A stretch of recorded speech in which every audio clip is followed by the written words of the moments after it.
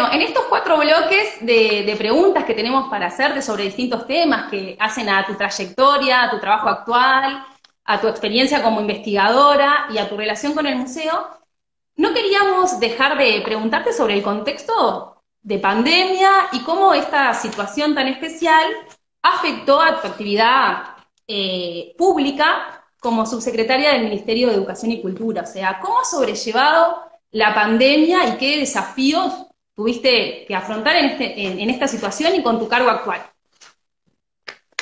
¿Sabes, Laura, que yo la pandemia la vi como de afuera? O sea, vi que es estar haciendo cuarentena en mi familia, pero yo nunca pude. O sea, yo vine todos los días a este lugar donde estoy, que es el ministerio, y, y bueno, en los primeros días era muy curioso porque era muy fantasmal, ¿no? Yo iba en un auto que atravesaba una ciudad desierta y volvía a la noche atravesando una ciudad desierta y ahora iluminada, pero era terrible.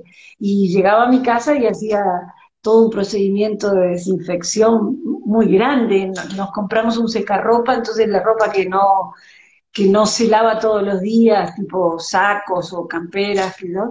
Esa iban al secarropa durante 45 minutos a máxima temperatura, este, alfombra de desinfección, y nunca ingresaba directo a la casa, iba directo a la ducha, hasta gárgaras me hacía al principio con un chorro de iodoform, o sea, era un procedimiento extraordinario para poder entrar, porque claro, no quería perjudicar a nadie, pero yo tenía que cumplir con mi trabajo. Así que ahora ya me parece maravilloso que hay movimiento y hay gente, y bueno, todos con tapaboca, con esas cosas nuevas que hemos incorporado, pero ya más cercanos a una normalidad parecida a la anterior. En cuanto al Ana, trabajo, en perdón, en cuanto al ese contexto trabajo, también nos visitaste, que en ese ¿cómo? contexto, que en ese contexto también nos visitaste, que inclusive viniste al museo. Claro, claro, porque me ponía el tapaboca, me subía al auto y iba al museo, iba a todas partes. Yo trabajé mucho en este periodo, lo aproveché en Sí, ese sentido, yo porque comentaba. aproveché para terminar de aprender cosas, para terminar de conocer cosas, para visitar, todo estaba en calma. Entonces, claro, tenía que avisar porque había una sola persona a cargo. Ábrame en tal lado que quiero ir. O sea que yo trabajé muchísimo y fue casi fructífero, te diré, en contrasentido de lo que cualquier otro puede pensar. Se aprovechó mucho para avanzar, programar, comenzar a actuar en un montón de cosas que de pronto cuando la normalidad se instala, ahora que está en un porcentaje alto ya casi instalada, bueno, tenés un tiempo importante de recibir y escuchar personas. No era el caso. Yo iba y buscaba las cosas que me interesaban, entonces aproveché mucho a trazar líneas de acción para este año, lo que queda de él y para el próximo. O sea, fue un tiempo fructífero, pese a todo.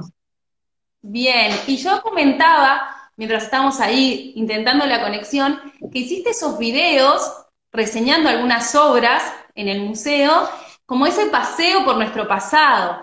Y me parece interesante que les comentes a los seguidores por qué elegiste esas obras, o bueno, ¿qué te parece que esas imágenes pueden aportar para historiar, para acercar a las personas a el pasado? Para mostrarnos otras formas de percibir y de construir una mirada sobre los hechos históricos.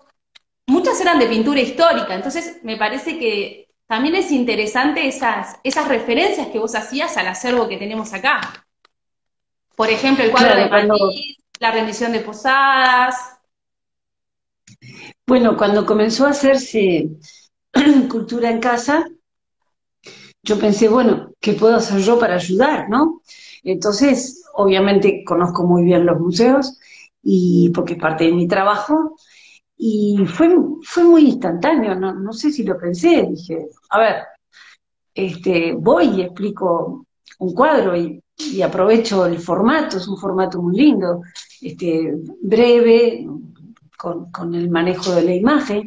La acuarela de Matisse es maravillosa. Yo cada vez que he visitado con alumnos el Museo Histórico Nacional Casa de Rivera, que es donde está, los alumnos quedan prendidos de ese cuadro siempre, porque te permite una visión desde lo alto, panorámica, de la ciudad, como si un fotógrafo en un helicóptero hubiera tomado la imagen en el pasado.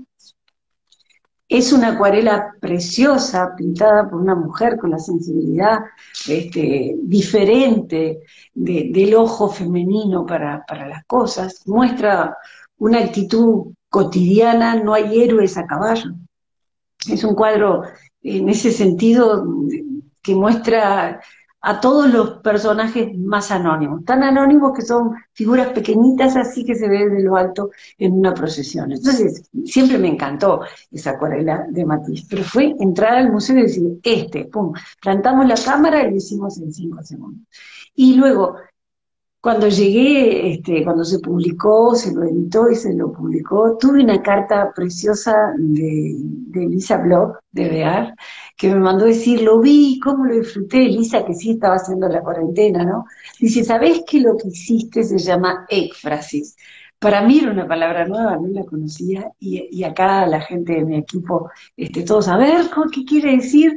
Y claro, la éfrasis es la explicación vía oral de un objeto de valor gráfico, una pintura, una fotografía, ¿no? Entonces es hacerle decir a lo que ya dice la pintura otras cosas en base a una narrativa breve.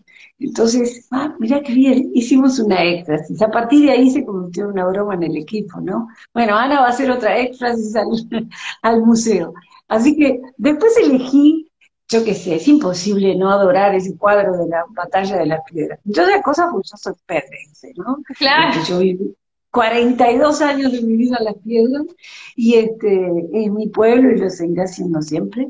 Ese cuadro tiene en sí mismo un montón de cosas, bueno, no voy a contar lo que ya conté ahí, ¿no? Es un cuadro que concluye, está ligada al drama de la familia Blanes, permite mostrar el trabajo, porque los rectángulos en donde el pintor no terminó. Entonces dije, esto me gusta, no tiene que verse el cuadro como una especie de Dios bajó un rayo de inspiración y el pintor hizo la maravilla, ¿no?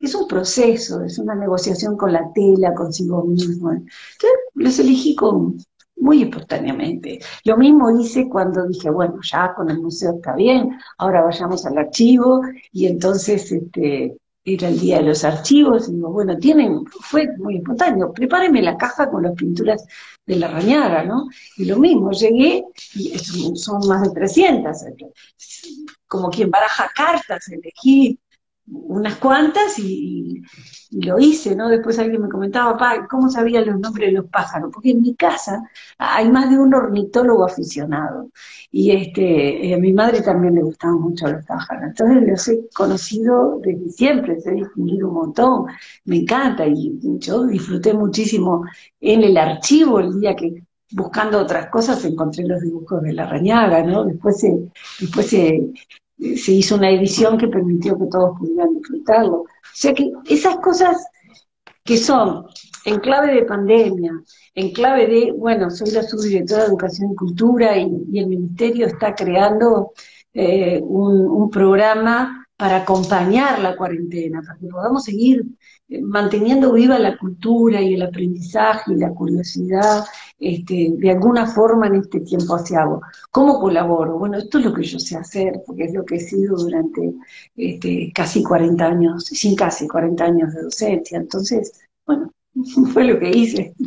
Y un poco ahora yendo más a como tu faceta de investigadora, también de docente y de escritura y escritora, queríamos preguntarte algunas cosas que hacen que tu mirada o Ana Ribeiro, ¿no? Se te asocie con Artigas y el artiguismo, ¿no? También un poco esto en relación justo con la rendición de Posadas y ahí, bueno, también aparece una representación de las tantas que hay sobre Artigas.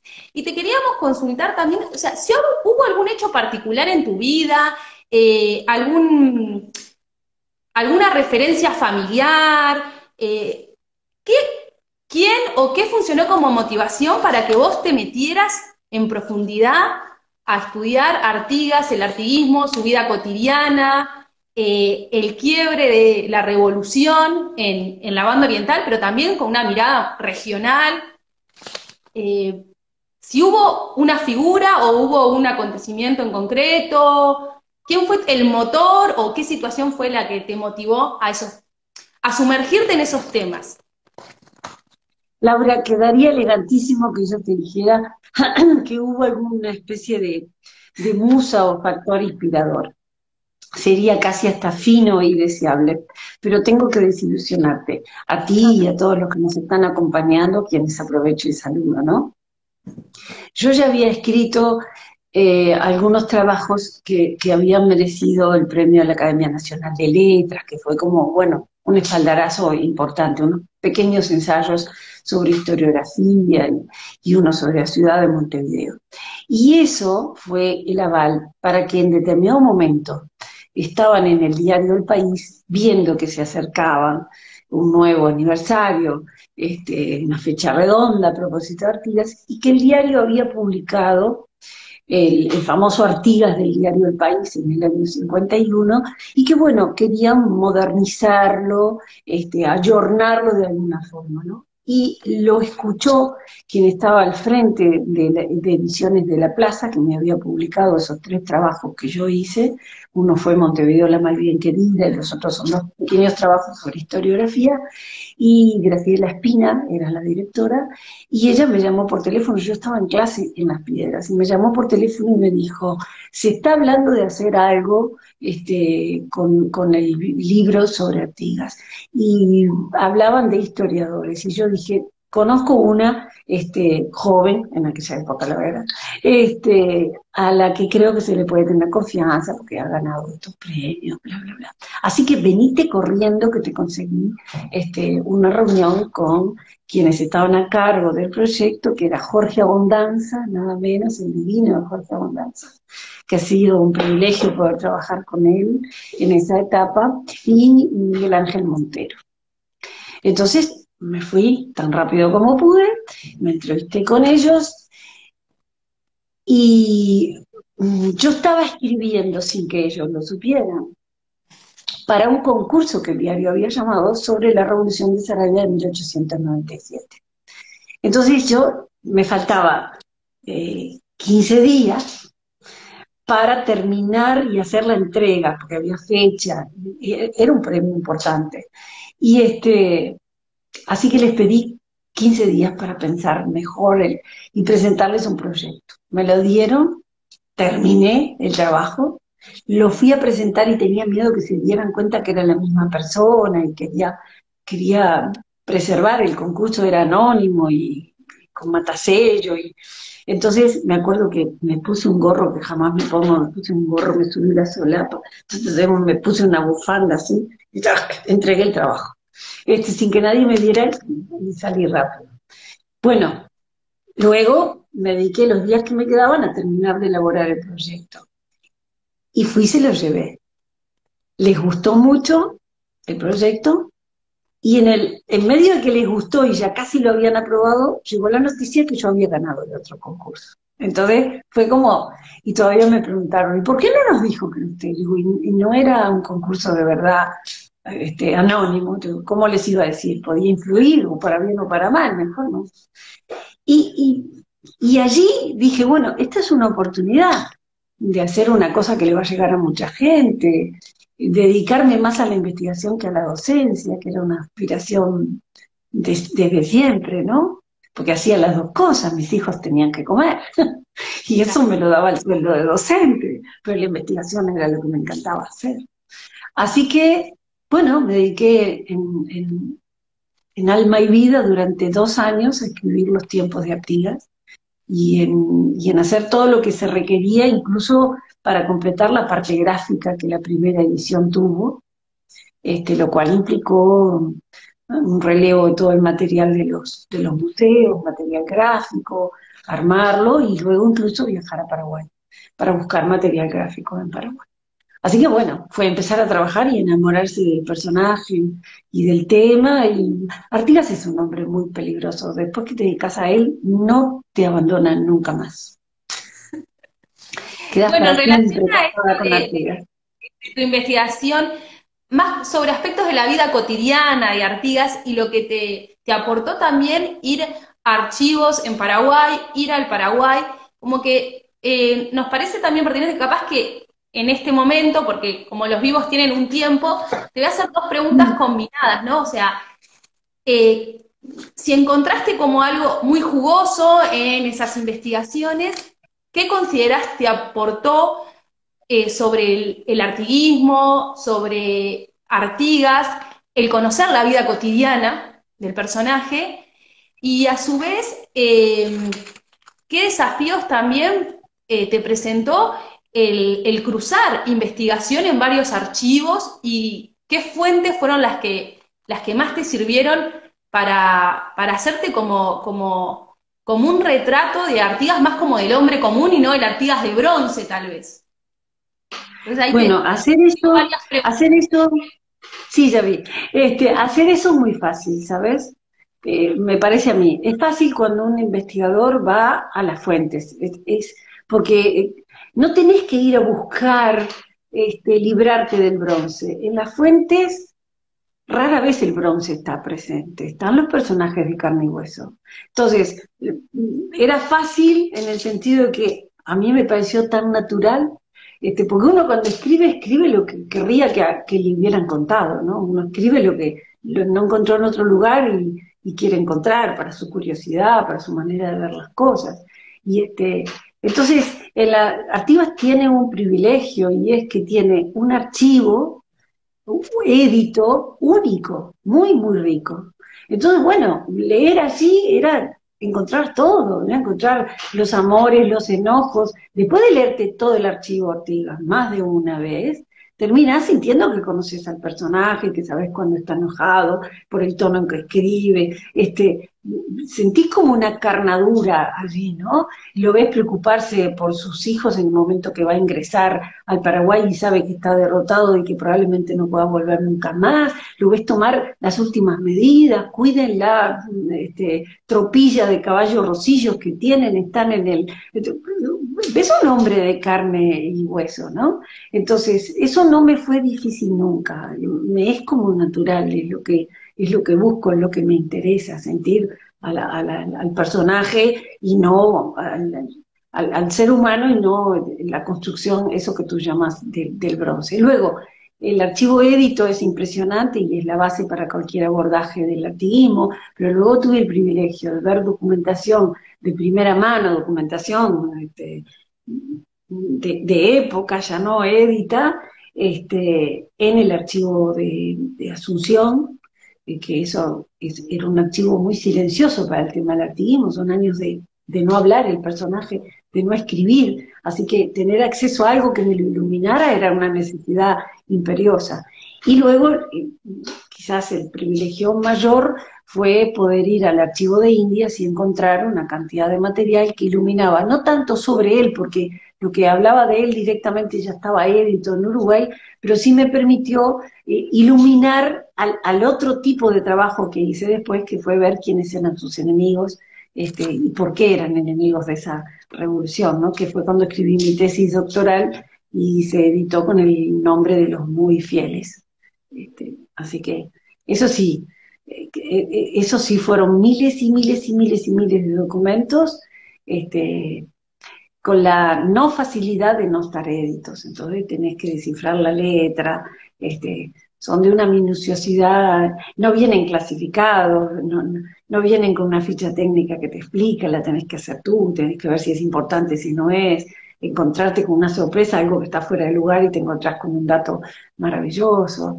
Bueno, todo eso fue muy lindo y fueron muchos años, ¿no? Para la tesis fueron muchísimos, más de 6, 7. Bueno, le queremos recordar a los seguidores que si quieren hacer preguntas, nosotros en realidad las vamos anotando y al final de la serie de preguntas que tenemos pensadas y que son parte de esta entrevista a Ana, según el tiempo, bueno, vamos a tomarlas y poder presentar alguna a la historiadora. Ana, hablaste recién de los realistas, ¿no? Y Mm. en relación a eso tenemos una pregunta que va un poco por ese camino. ¿Nos podés contar algún ejemplo de algún personaje en esos, me imagino, tantos años de investigación? ¿Algún personaje de ese bando que después se haya pasado al bando revolucionario? ¿Esa situación era común o no tanto? Un poco contar, capaz que con algún nombre, con alguna anécdota o alguna historia más eh, de un personaje en concreto que nos acerques esa mirada de esos grupos opositores a la revolución, a Artigas y al artiguismo, y tal vez alguno que se haya pasado de bando. Hubo muchos que se pasaban de bando, pero no se pasaban solo de los leales o fieles a la corona al artiguismo, sino también al revés. Y lo peor para la complejidad de la figura de los pasados de bando es que a veces trataban de volver al lugar anterior. Una cosa que sorprende mucho, que a mí me sorprendió mucho porque no había encontrado la figura del pasado y cuando los vi en la documentación fue una cosa muy llamativa. Quizás el momento, lo subo a lo largo de todo el proceso revolucionario, pero quizás el momento, eh, yo qué sé, de mayor claridad, ¿no? Y de mayor impacto es durante el segundo sitio de Montevideo, porque ahí estuvieron tanto tiempo uno frente al otro. Y lo terrible es que tú ves, más allá del tema político, ves la naturaleza humana. Todos pensaban que el otro vivía mejor y que tenía mejores cosas, porque todos estaban en una situación de padecimiento de cosas materiales, ¿no? Los que estaban encerrados en la ciudad les faltaba el campo y todo lo que el campo aportaba a la ciudad. Los que estaban en el campo no accedían al puerto y todo lo que el puerto les podía dar, y además les parecía que la gente de la ciudad era más rica que ellos, que vivían acampados poco menos que a la intemperie, o sin poco menos a la intemperie, a las puertas de Montevideo, ¿no? O rodeando la ciudad amurallada. Entonces, ver cómo se pasaban de un bando para el otro era impresionante, y cómo les costaba muchas veces la vida el pasaje, ¿no? Porque los mataban cuando trataban de huir. Quizás el que más me impresionó es un pasado de Montevideo que durante el sitio, que para salir obviamente tenía que salir huyendo por la muralla. Lo cuenta Acuña de Figueroa en el diario El Sitio de Montevideo, y la muralla estaba rodeada por un foso en el cual guardaban, por decirlo de alguna manera, los animales. Los mantenían vivos como provisión de carne, y de allí no podían saltar porque era un foso. El foso que habían construido, por otra parte, las mujeres de la ciudad, ¿no?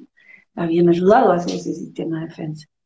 Y este hombre se escapa en la noche por la muralla y cae al foso, y lo matan las vacas a las cornadas. Entonces, es una cosa, una imagen tan terrible, ¿no? Y bueno, y a su vez del otro lado le llegaban, también estaba en el diario El Sitio, ¿no? Llegaron anoche dos pasados, uno de ellos es una mujer que llegó muy enferma y se murió a las pocas horas, o sea, en la desesperación de la enfermedad, pensar que dentro de la ciudad estaban mejor, ¿no? Y la ciudad lo mismo, la desesperación del encierro, me voy para el otro lado. Y luego también la información política, ¿no? Bueno, cambié de opinión, aquellos tienen una causa más justa que esta. La figura de los pasados es una figura terrible, muy terrible. Y que muestra también como la complejidad en la historia, ¿no? Porque tal vez uno, capaz que en el sentido común, tiende a colocar a un personaje en un bando y lo deja ahí estático. Sin embargo, cuando se estudia y se analiza esta figura, como decís, Ana, se ve que no es así.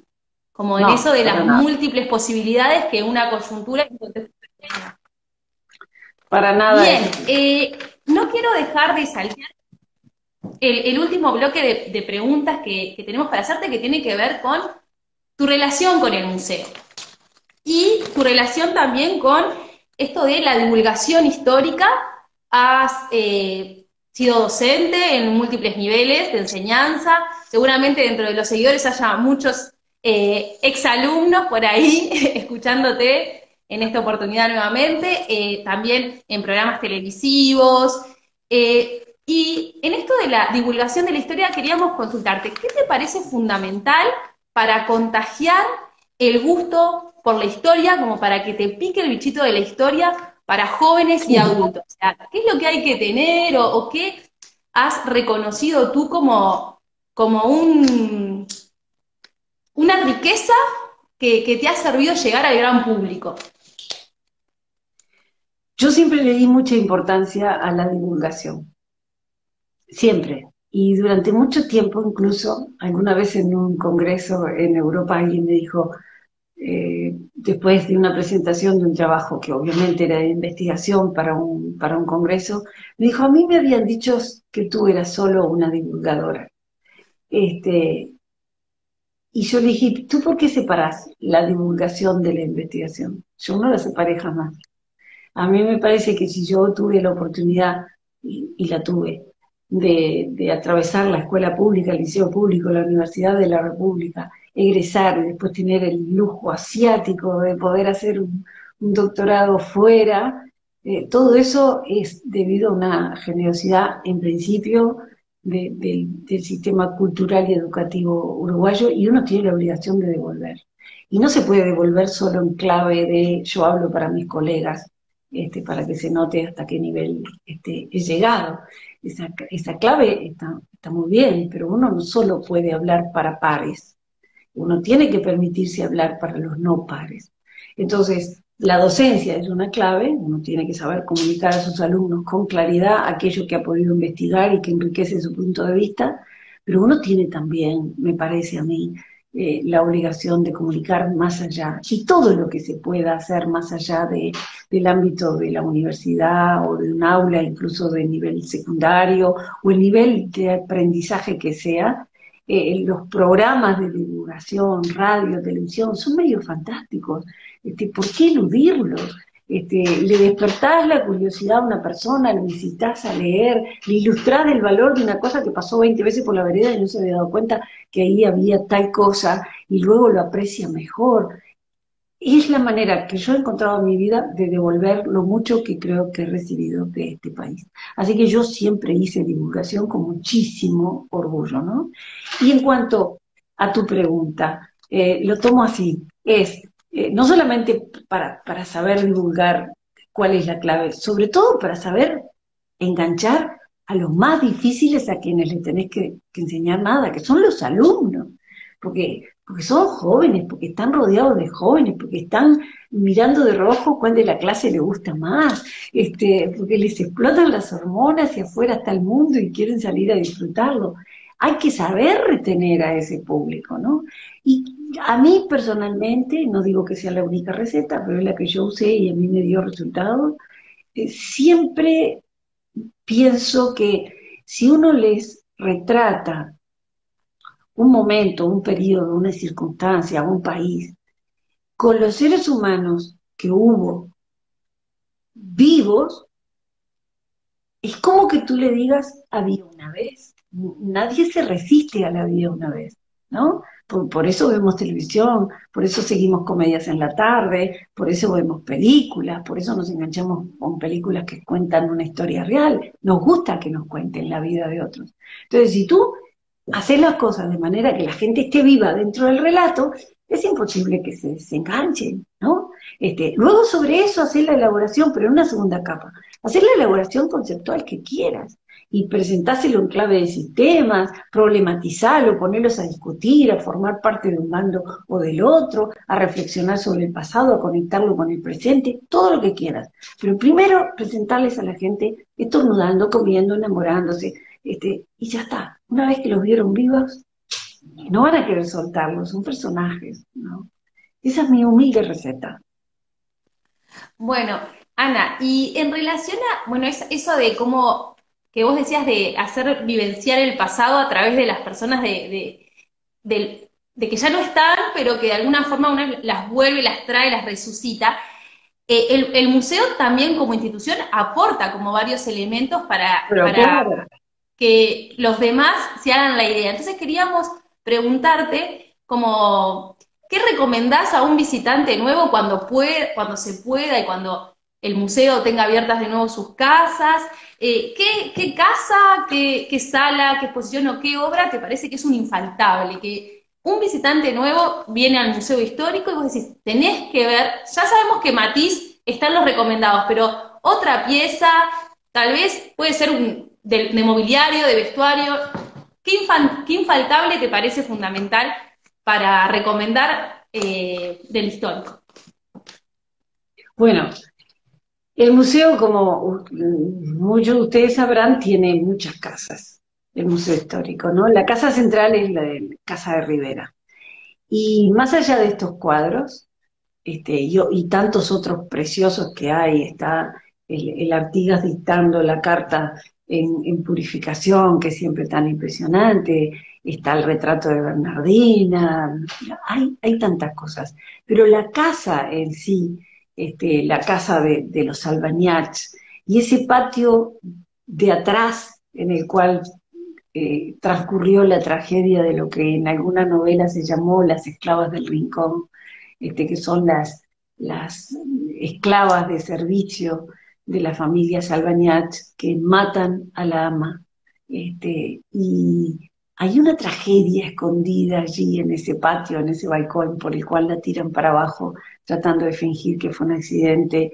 Estamos hablando del año 1821. Es un patio precioso, pequeñito en la parte de atrás, que además tiene una enorme puerta de época, del colegio de época, que creo que vale la pena que se lo vea. Pero luego hay muchas otras casas, no dejen de ver las quintas ligadas a los hombres que la habitaron, la quinta de Luis Alberto Herrera y la quinta de José Valle Ordóñez, aunque hoy queda de pronto en un sitio bastante remoto para el centro de la ciudad, como puede ser Piedras Blancas, está siendo producto de una restauración maravillosa y ahora quedó enclavada en una barriada muy popular y ojalá esa quinta preciosa y restaurada se convierta en un polo cultural que demuestre que los museos no solamente deben estar en el circuito de los turistas que recorren la peatonal y un poco más. Pero no dejen de ver la pequeña casita donde vivió Garibaldi con mi tocaya Anita Ribeiro y donde tuvo a sus hijos, cuando esté debidamente restaurada y abierta al público. Y no dejen de ir a la Casa de la Valleja, que curiosamente está a la vuelta de la Casa de Rivera, y uno puede pensar en esos compadres que fueron amigos, enemigos y compadres entre sí, viviendo como vecinos de una casa a la otra. Y no dejen de imaginarse que en la mesa del comedor de esa casa que alberga nada menos que la colección tan vital para los investigadores cuando se aprestan a ese oficio que es la colección Pablo Blanco Acevedo, piensen que en el comedor de esa casa se le hizo la autopsia a la Valleja arriba de la mesa para comprobar si era cierto, como decían algunos, que había muerto de resultas de un golpe de bastón que le dio en la cabeza Venancio Flores. La autopsia y la palabra final de Anita Lavalleja habrían saldado el caso y habrían demostrado que no. Ella dijo, él murió del corazón, como todos los Lavalleja, pero alguno de sus soldados más valientes, y que siempre lo había acostumbrado, acompañado, tuvo un pequeño desvanecimiento en el momento en que vio que la cabeza del héroe, como decían en la época, nada menos que el hombre que desembarcó en la Graciada, era abierta con un bisturí en pleno proceso de autopsia. Son casas que encierran historia en cualquier rincón, y yo diría, vayan a cualquiera de las 8, están llenas de cosas magníficas. Bueno, Ana, mira, antes de cerrar tenemos acá una pregunta del público y Bien. te consultan. ¿Tiene algún indicio de por qué Artigas no regresó de Paraguay? Bueno, es linda la palabra, indicios, solo se tiene eso. La historia es un género que trabaja con indicios, o sea, uno tiene señales, quizás pruebas, sospechas, indicios, encierra todo eso, ¿no? Los indicios que yo percibí en Paraguay es que Artigas aceptó mejor su derrota de lo que los uruguayos lo hemos hecho. Y por eso nos hacemos esa pregunta. No deberíamos habernosla hecho si hubiéramos entendido lo que él entendió. Su tiempo de acción y como hombre público habían pasado, él había sido militarmente derrotado y su tiempo político había pasado. No tenía sentido regresar. Ya a esa altura de su vida, cuando tuvo la posibilidad física de regresar, o sea, cuando ya había muerto el dictador que lo protegió, pero le impidió la salida, lo protejo, pero queda en un Paraguay que estaba cerrado a cal y canto al mundo. Cuando el dictador muere, él ya lleva varias décadas viviendo en el lugar, tenía agradecimiento que no lo entregaron a sus seguidores que pedían su cabeza, había entendido que su revolución había tenido un punto final y había sido derrotado, y no tenía sentido regresar a un país en el cual él ya no tenía capacidad para entender las claves de ese país, probablemente. Sus seguidores, sus jóvenes lugartenientes eran ya hombres entrados en años, incluso ellos mismos a veces derrotados políticamente. Como él le decía al barbero que lo afeitaba, en su último destino en las afueras de Asunción, en la zona de Viray, yo ya soy un hombre muerto. O sea, era muerto para la vida política, lo entendió y sobrevivió y tuvo vida de vecindad, se permitió morir de muerte natural con 86 años. Eso es haber aceptado lo que nosotros no aceptamos, ¿no? Que él quedara fuera. Bueno, Ana, queremos saludar también a muchos de los seguidores que nos están acompañando hoy, algunos Sí, incluso son de otros lugares, de Canadá, de Suecia, y bueno, y para cerrar te vamos a hacer una última pregunta. En tiempos de posverdad, ¿qué relevancia crees que tienen los archivos y el patrimonio documental para seguir construyendo el relato de nuestra historia? Bueno, la historia es un género de reescritura, se reescribe.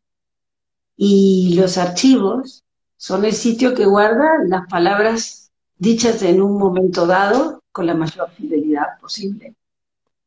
Por lo tanto, son la respuesta posible a cada pregunta, siempre va a estar en el papel. La que va a cambiar es la pregunta.